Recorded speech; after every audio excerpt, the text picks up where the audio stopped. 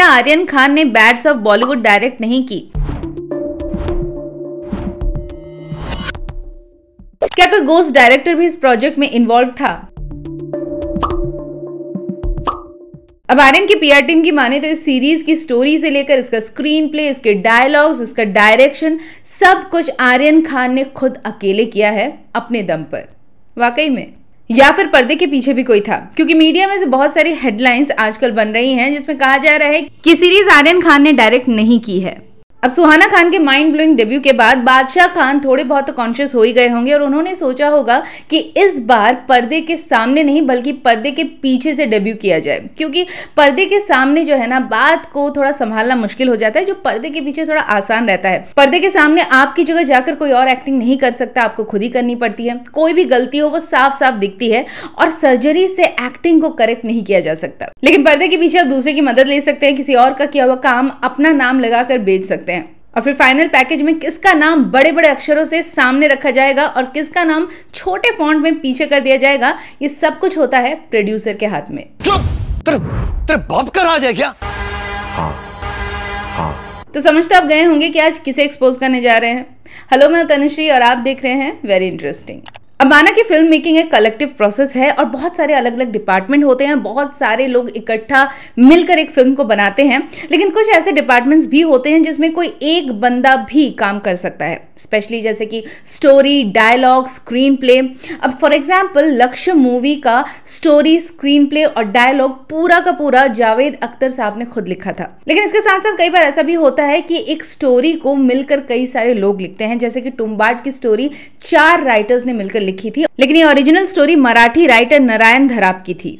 स्त्री फिल्म की कहानी में भी बहुत सारे लोगों का कंट्रीब्यूशन था। जैसे इनिशियल स्टोरी जो आई थी वो राज एंड डीके के ओर से आई थी और जिसे फर्दर डेवलप किया था पवन सोनी ने। फिल्म के डायलॉग्स लिखे थे सुमित अरोरा ने, अमर कौशिक ने इसे डायरेक्ट किया था और लास्ट में राजकुमार राव ने इसका नाम स्त्री रखने में मदद की थी। तो कहने का मतलब ये है कि बहुत सारे लोग मिलकर एक फिल्म को बनाते हैं और जब भी क्रेडिट दिया जाता है तो सबको बराबर का उनका क्रेडिट दिया जाता है। लेकिन बैड्स ऑफ बॉलीवुड को सिर्फ आर्यन खान के नाम से बेचा जा रहा है। इसे कहा जा रहा है कि ये whole and soul Aryan Khan का क्रिएशन है। आर्यन को पता था कि भाई उसे ये बनाना है, अब वो उसे पता था कि ये मुझे यही चाहिए। ये बहुत बड़े बड़े डायरेक्टर्स वॉइस नहीं ढूंढ पाते, उसने पहली बार में पता लग गया कि मैं ये करवाऊंगा। ये बहुत बड़े बड़े डायरेक्टर्स वॉइस नहीं ढूंढ पाते, उसने पहली बार में पता लग गया कि मैं ये करवाऊंगा। आर्यन को पता था कि भाई उसे ये बनाना है। बताया जा रहा है कि सीरीज क्रिएटेड, को रिटन और डायरेक्टेड बाय आर्यन खान है। लेकिन ये वर्ड को रिटन, इस पर जरा गौर फरमाएगा, इस पर आगे डिटेल में बताएंगे। लेकिन आर्यन खान के नाम पर ये सीरीज बेचने के पीछे भी एक बहुत बड़ा रीजन है जिसका इस सीरीज को बहुत ज्यादा फायदा हुआ। अब ऑडियंस ने सुहाना खान की माशाल्लाह एक्टिंग तो देख ही रखी थी और आर्यन खान तो अपना करियर स्टार्ट करने से पहले ही कंट्रोवर्सी में फंस गए थे। एंड ऑनेस्टली ऑडियंसेस को आर्यन खान के डायरेक्टोरियल डेब्यू से बहुत ज्यादा उम्मीदें नहीं थी। अब वैसे भी आजकल जो नेपो किड्स के टैलेंट का ट्रैक रिकॉर्ड चल रहा है उसके हिसाब से लोगों को इनसे बहुत ज्यादा उम्मीदें तो है ही नहीं। और ऐसे में जब आर्यन खान ने एक एवरेज सी वॉचेबल सी सीरीज बनाकर सामने रख दी तो लोग एकदम से, जिन्हें कोई एक्सपेक्टेशंस नहीं थी, एकदम से हैरान हो गए कि इनसे तो हमने एकदम कुछ भी एक्सपेक्ट नहीं किया था। उस हिसाब से तो इन्होंने काफी अच्छा काम किया है। लेकिन रुको जरा, सब्र करो। क्या कभी सोचा है कि बॉलीवुड में ना एक ट्रेंड है कि आप ऐसे ही फिल्म डायरेक्ट नहीं करने लगते। इनफैक्ट आप चाहे कितने भी FTII से पास आउट हो या बाहर से पढ़कर आए, आपको स्टार्टिंग किसी का असिस्टेंट डायरेक्टर बनकर ही करना पड़ता है। लोग सालों से किसी बड़े डायरेक्टर को असिस्ट करते हैं और यहाँ पर मैं सिर्फ आउटसाइडर्स की बात नहीं कर रही हूँ। इनफैक्ट नेपो किड्स भी, जैसे कि वरुण धवन, अर्जुन कपूर, रणबीर कपूर, इन लोगों ने भी अपनी करियर की शुरुआत बतौर असिस्टेंट डायरेक्टर ही की थी और ये तो एक्टर बनना चाहते थे, लेकिन फिर भी इन्होंने असिस्टेंट डायरेक्शन से ही शुरुआत की थी। और अगर हम डायरेक्टर्स की बात करें तो करण जौहर ने भी 1995 में दिलवाले दुल्हनिया ले जाएंगे में आदित्य चोपड़ा को बतौर असिस्टेंट डायरेक्टर आदित्य चोपड़ा के अंडर काम किया था। आदित्य चोपड़ा ने भी अपने फादर के अंडर कई साल एज असिस्टेंट डायरेक्टर काम किया और आगे चलकर उन्होंने फिल्मों को डायरेक्ट किया। इनफैक्ट बैड्स ऑफ बॉलीवुड के एक्टर रजत बेदी के बेटे विवान बेदी, जो बहुत जल्द एक्टिंग में अपना डेब्यू करने वाले हैं, वो भी इस सीरीज में आर्यन खान को असिस्ट कर रहे थे। लेकिन आर्यन खान उन्हें किसी का भी असिस्टेंट डायरेक्टर बनने की जरूरत नहीं पड़ी। उन्होंने सीधा पहले ही सीरीज में अकेले अपने दम पर पूरी सीरीज डायरेक्ट कर ली। वाकई में। अब आर्यन खान के करियर की बात करें तो इससे पहले उन्होंने अगर कुछ भी डायरेक्ट किया था तो वो था उनका खुद का एक ब्रांड है डियावोल के लिए एक एडवर्टाइजमेंट उन्होंने डायरेक्ट किया था जिसमें उनके फादर ने काम किया था और बस यही एक कमर्शियल है जिसमें उन्होंने जो थोड़ा बहुत उन्हें डायरेक्शन का रियल एक्सपीरियंस है और उसके बाद सीधा उन्होंने जंप किया इस सीरीज को डायरेक्ट करने में अकेले। लेकिन अगर ध्यान से देखो तो सीरीज के ओपनिंग क्रेडिट्स में दो नाम खासकर उभर कर आएंगे। एक है बिलाल सिद्दीकी और दूसरा मानव चौहान, जिनका बहुत हल्के से एक बार आर्यन खान ने लॉन्च इवेंट में जिक्र किया था जब वो पूरे कास्ट को एक बार एक्नॉलेज कर रहे थे। उसके बाद इनका कहीं पर भी जिक्र नहीं किया गया। लेकिन चाहे डायलॉग्स हो या फिर क्रिएटर्स, इन दोनों का नाम हर जगह नजर आता है। हाँ, ये अलग बात है कि आर्यन खान का नाम बड़े बड़े अक्षरों में अलग से दिखाया जाता है और इनका छोटा सा साइड में नाम आता है। एक तरफ ओपनिंग क्रेडिट में अकेले ऊपर डायलॉग में आर्यन खान का नाम लिखा आता है और बाद में नीचे एडिशनल डायलॉग के अंडर में इन दोनों का नाम बिलाल सिद्दीकी और मानव चौहान का नाम आता है। और इनके अलावा एक और है एसोसिएट राइटर देव सिंह। को क्रिएटर्स में भी बिलाल सिद्दीकी और मानव चौहान का नाम आता है, लेकिन आखिर में बड़े और बोल्ड फॉन्ट में लिख दिया जाता है created and directed by Aryan Khan. तो कौन है ये बिलाल सिद्दीकी और मानव चौहान? अब बिलाल सिद्दीकी और मानव चौहान के बारे में इंटरनेट में बहुत ज्यादा इंफॉर्मेशन नहीं अवेलेबल है और जितना भी इनकी कुंडली खगालने की कोशिश की तो इससे पता चला कि ये दोनों आर्यन खान के ही हमउम्र है, उन्हीं की जनरेशन को बिलोंग करते हैं और उन्हीं के थॉट प्रोसेस को रिप्रेजेंट करते हैं। लेकिन फिर भी काफी डिफरेंस है क्योंकि बिलाल सिद्दीकी एक नॉवेलिस्ट है और स्क्रीन राइटर भी। इन्होंने बहुत सारी नॉवेल्स लिखे हैं जिसमें एक है किस ऑफ लाइफ जो इमरान हाशमी के लाइफ के ऊपर है, जिसमें उन्होंने अपने बेटे के कैंसर स्ट्रगल के बारे में बताया था। इनके एक और नॉवल है द स्टारडस्ट अफेयर जो अगेन बॉलीवुड और फिल्म्स के बारे में है, तो इससे पता चलता है कि इनको इंडस्ट्री के बारे में काफी कुछ पता है। बिलाल सिद्दीकी की पहली book the bard of blood पर एक नेटफ्लिक्स सीरीज भी बनी थी। तुम्हारी सारी डिटेल्स मेरे पास है। इनकी प्रोफाइल से लगता है कि बॉलीवुड में इनके काफी सारे कनेक्शंस हैं और ये बॉलीवुड को काफी अच्छे से जानते हैं। और बिलाल सिद्दीकी 2015 से ही शाहरुख खान के production house red chillies entertainment में काम करते हैं। और मानव चौहान, इनके बारे में तो इंटरनेट में लिटरली बहुत ही कम इंफॉर्मेशन है, इनफैक्ट कुछ भी नहीं है, लेकिन I am sure he is also very talented guy. लेकिन सीरीज तो आर्यन खान ने ही बनाई है पूरी तरह से अकेले अपने दम पर और इसीलिए सारा लाइमलाइट उन्हीं को दिया गया।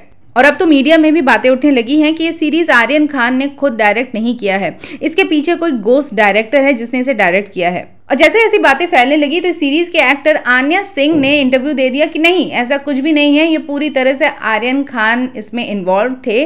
और सोशल मीडिया में भी एकदम से आर्यन खान के बिहाइंड द सीन्स कैमरा पकड़े वीडियोस वायरल किए जा रहे हैं। लेकिन सबसे बड़ा क्वेश्चन ये है कि आर्यन खान इस फिल्म के प्रमोशन से गायब क्यों है?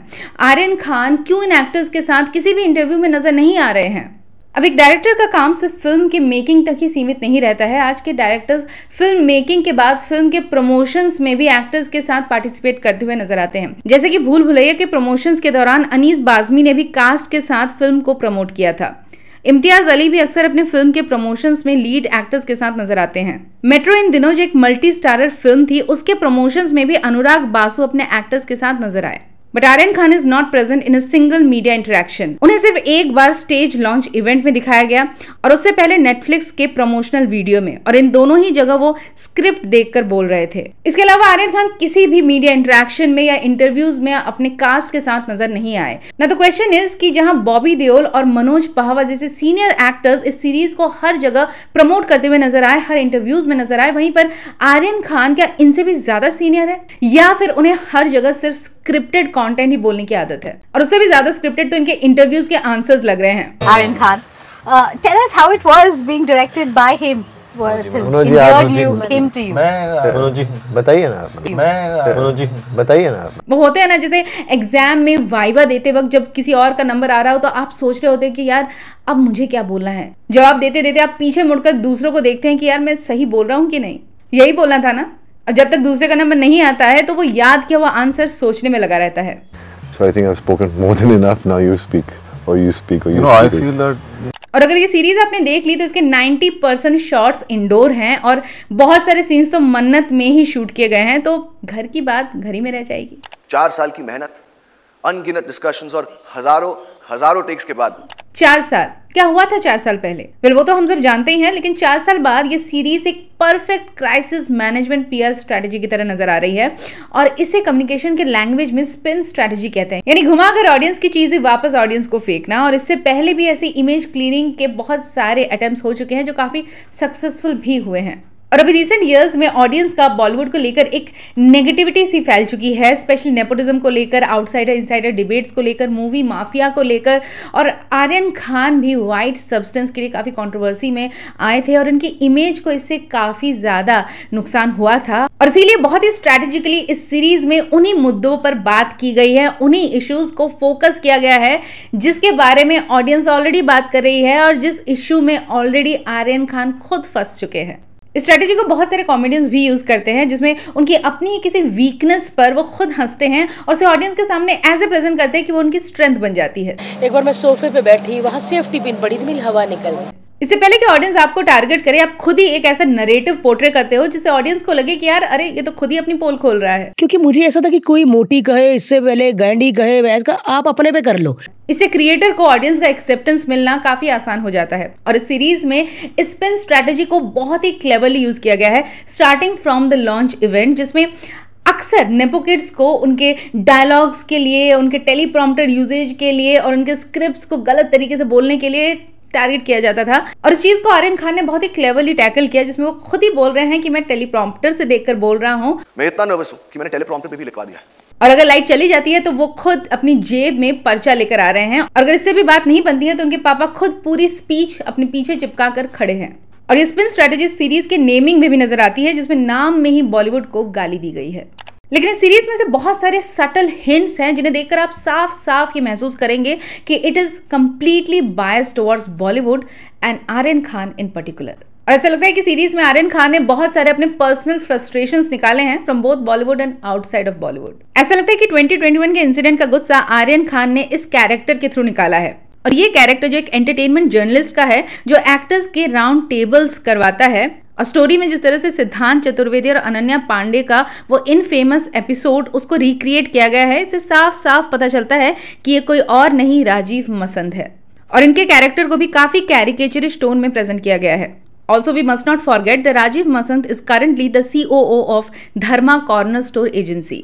तो यह 2020 में धर्मा प्रोडक्शंस यानी करण जौहर और कॉर्नर स्टोर जो एक टैलेंट मैनेजमेंट एजेंसी है उसके बंटी सजदा के बीच में एक पार्टनरशिप हुई और धर्मा अब 50-50 पार्टनरशिप पर चलती है विद कॉर्नर स्टोन। और ये बंटी सजदा कोई और नहीं बल्कि सीमा सजदा के भाई हैं, वही सीमा सजदा जो नजर आती हैं the fabulous lives of Bollywood wives में और जो करण जौहर की बहुत अच्छी दोस्त हैं। और इसको सीरीज में भी दिखाया गया है, जो फ्रेडी सोडावाला को अवतार सिंह यानी कि मनीष चौधरी और रजत बेदी के कैरेक्टर्स को सीरीज में पार्टनरशिप करते हुए दिखाया गया। लेकिन राजीव मसंद को क्यों टारगेट किया गया? वो तो हमेशा नेपो किड्स के सपोर्ट में नजर आते हैं। वेल, इसके पीछे भी एक रीजन है और वो रीजन है कि राजीव मसंद करण जौहर के करीबी हैं। अब हुआ यूं कि कुछ साल पहले शाहरुख खान और करण जौहर के बीच में एक मनमुटाव छिड़ गया था, specially during the making of student of the year.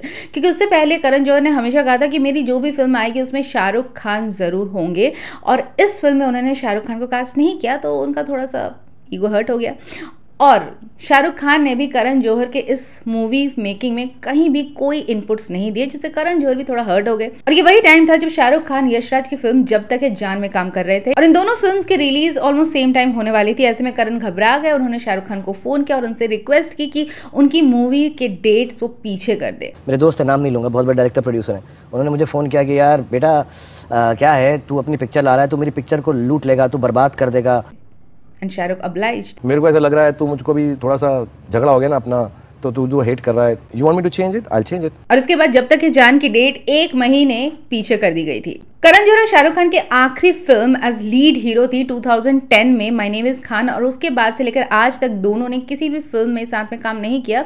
बीच में एक छोटा सा कैमियो शाहरुख खान ने किया था करण की एक फिल्म के लिए। लेकिन जैसे सब जानते हैं कि Karan Johar is very close to Gauri Khan, और इनफैक्ट जब शाहरुख खान और प्रियंका चोपड़ा का द इनफेमस अफेयर हुआ था तब उन्होंने गौरी खान को फुल सपोर्ट दिया था। और आर्यन खान की कंट्रोवर्सी में भी करण जौहर शाहरुख और गौरी के साथ कांस्टेंट सपोर्ट की तरह खड़े रहे। और अब भी जब शाहरुख खान को नेशनल अवार्ड मिला है, करण जौहर ने सोशल मीडिया में उन्हें अपना पूरा सपोर्ट दिखाया। तो कहने का मतलब ये है कि करण जौहर के ऊपर गुस्सा तो था, लेकिन जिस तरीके का रिलेशन इन लोगों का है तो उसे करण को तो एक फुल फ्लेजेड रोल कैरेक्टर मिलना ही था जो वो खुद को पोर्ट्रे कर रहे हैं सीरीज में। लेकिन कहीं ना कहीं Rajeev Masand had to bear the brunt, और अशा धर्मा प्रोडक्शन के साथ जो थोड़ी टसल थी उसका बलि का बकरा बने राजीव मसंद। टारगेट्स की चाटते चाटते तोतला हो गया।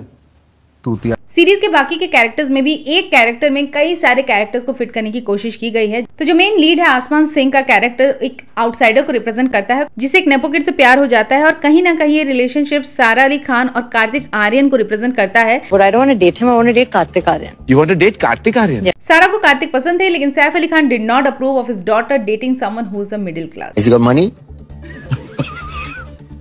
और अब तो जस्ट लाइक आसमान सिंह, कार्तिक आर्यन को भी धर्मा प्रोडक्शन की फिल्म से निकाला जा चुका है। Then this character also resembles Sushant Singh Rajput और YRF के बीच का जो वो 3 फिल्म डील का जो एक कॉन्ट्रैक्ट हुआ था और उसके बीच में जो भी डिफरेंसेस हुए थे, प्रॉब्लम्स हुई थी, इस चीज को भी दिखाया गया है फ्रेडी सोडावाला के कैरेक्टर के थ्रू, जिसे दिखाया तो गया है साजिद नाडियाडवाला के लुक एंड फील में, लेकिन कहीं ना कहीं वो YRF को रिप्रेजेंट कर रहे हैं। मनोज पावा जो अवतार सिंह बने, उनका कैरेक्टर कहीं ना कहीं हनी सिंह और बादशाह के बीच का जो टसल है उसे रिप्रेजेंट करता है। किस तरीके से वो एकदम दोबारा म्यूजिक में कम बैक करते हैं जस्ट लाइक हनी सिंह और बादशाह को टक्कर देते हैं।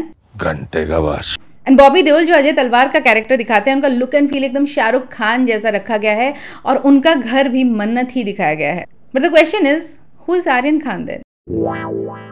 शायद ये सीरीज 100% आर्यन खान ने बनाई हो या फिर not so much, we are not sure. But what is for sure is कि ये सीरीज 100% एक इनसाइडर पर्सपेक्टिव ऑफ बॉलीवुड दिखाती है। इस सीरीज में बॉलीवुड को एक mighty movie mafia who always have an upper hand की तरह पोर्ट्रे किया गया है, और लास्ट में भी क्लाइमैक्स में एक अजीब सा ट्विस्ट देकर जो आउटसाइडर कैरेक्टर है उसी को गलत दिखा दिया जाता है। With the kind of resources, पैसा, power backed by the best in industry talents working for you, Aryan Khan क्या कोई भी ऐसी सीरीज आसानी से बना सकता है। It's not a big deal, but you know what is a big deal? जब एक मिडिल क्लास आउटसाइडर इनके बीच में जाकर अपनी कहानी सुनाता है, जब वो इनके बीच में जाकर अपनी एक पोजीशन बनाता है।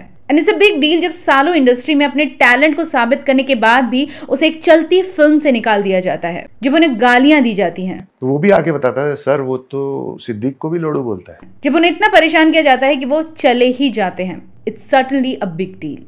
बाप के पैसों से फिल्म बनाना बहुत आसान है, ये वाली नहीं चली तो पापा दूसरी फंड कर देंगे और इंडस्ट्री भी अपना प्यार दिखाने के लिए आ जाएगी। क्या करे, पापा का ऑरा ही कुछ ऐसा है।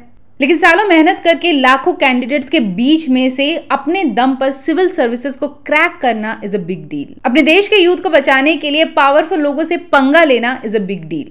और जब ऐसे लोगों का इनकी फिल्मों में मजाक उड़ाया जाता है और हम उस पर हंसते हैं, then the joke is not on them, it's on us, and that's a big deal. Just think about it. जब इनके खुद के बच्चे इनकी फिल्मों को नहीं देखते हैं, उसकी बुराई करते हैं, then it's not a big deal. So no, Papa, I didn't like it, so I didn't see it. So my children have the right to tell me कि मेरी पिक्चर पसंद इतनी नहीं आई कि वो देखने भी नहीं गए। लेकिन जब कोई यूट्यूबर इनकी फिल्मों की पोल खोल देता है, then it becomes a very big deal. तो इससे पहले कि इस वीडियो में कॉपीराइट स्ट्राइक आ जाए, इस वीडियो को चाहे लाइक करे या ना करे, इसे शेयर जरूर करना। बाकी नेपो किड हो या फिर आउटसाइडर, अगर अच्छा कंटेंट और अच्छा कॉन्डक्ट कोई रखता है तो ऑडियंस उसे हाथों हाथ लेती है। What do you think?